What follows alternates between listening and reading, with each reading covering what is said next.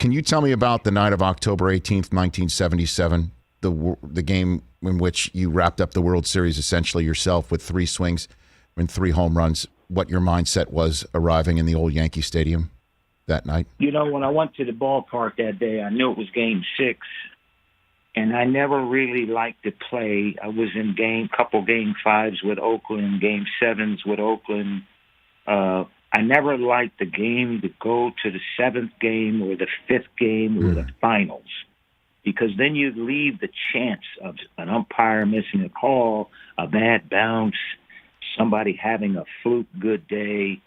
So I always worked hardest in the 6th game of something when you had a 7. I didn't want to lose control.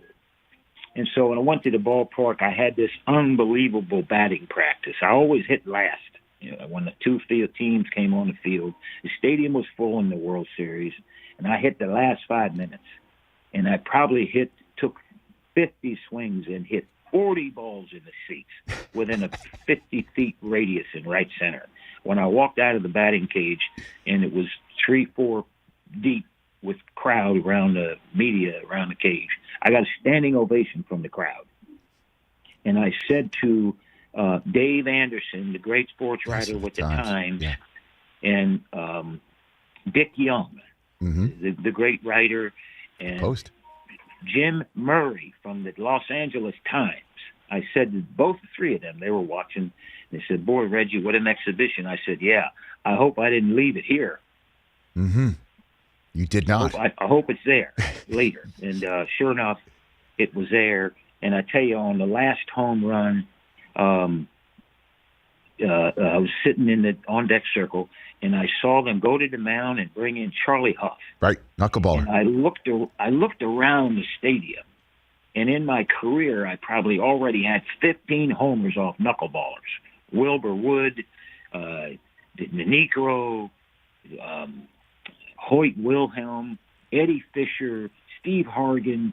I had hell of a lot of homers. And I looked around and I said, they must not know. They must not know I hit knuckleball. And the first pitch he threw, man, I hit that ball 500 feet to center field. I wanted to swing and get out of there before they found out. What was it like hitting that light tower in Tiger Stadium, Reggie, in the All-Star game? What was that like? I was named as an alternate. I had 17 home runs. I was hitting 280-something at the time, maybe 45 or 650 RBIs. And Tony Oliva got hurt in Oakland. He was hitting 400. And so he got hurt. I took his place. And I was dressing, Sal Bando and I dressed next to each other. Catfish was on the other side. It was Sal, empty locker, Reggie, empty locker, Catfish. And so I'm getting ready for the All-Star game, packing my bag, and Sal says, "Reggie," he says, they called me Buck when I was playing. "Buck, whatever you do, don't embarrass us and strike out." so, you know, he said, "Because you'll probably be a pinch hitter." So I get to the All-Star game, and Vida Blue was pitching, and he got hit hard in the first inning. And I pinch hit for Vida in like the second inning. And I was saying, "God almighty, Earl Weaver," to myself, "why don't you save me for a big moment? You're going to get rid of me so early. I don't even count." And so I obviously I didn't say that, but my ego was working on my brain. Yes. I get to home plate, and within 3 pitches, it's a ball and 2 strikes.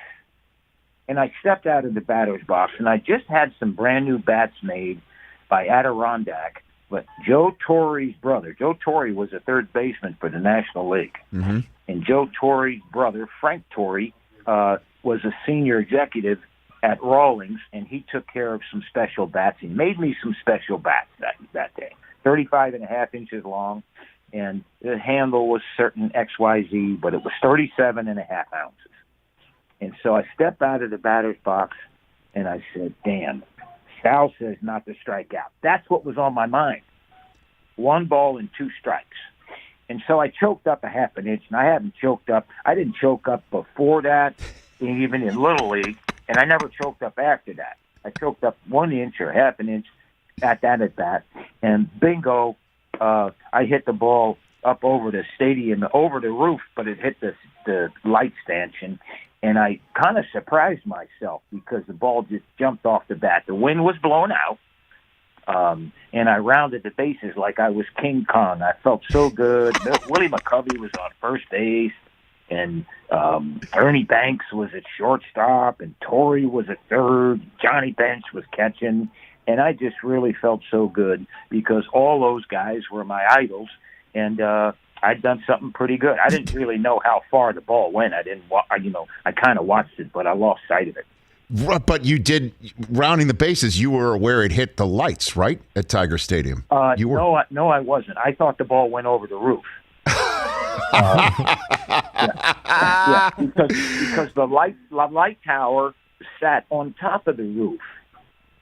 And I hit the ball halfway up into the light tower around the generators, and there was a fence there. And so I thought for sure that the ball went over the roof because I'd hit a ball over the roof there before, down the line. Right. So what did you say, Reg? What did you say to Sal Bando when you saw him again? What did you say to him? Oh, I didn't say anything. It was just, everybody had congratulated me. It's such a great job. And I would say that home run since 1971 gets mentioned 50 times a year to me. And that's 1971. So you got 29 and 20. Yep. You got almost 60 years when I've heard about it. Hey, you watched all the way to the end. Thanks for that. Watch more right here.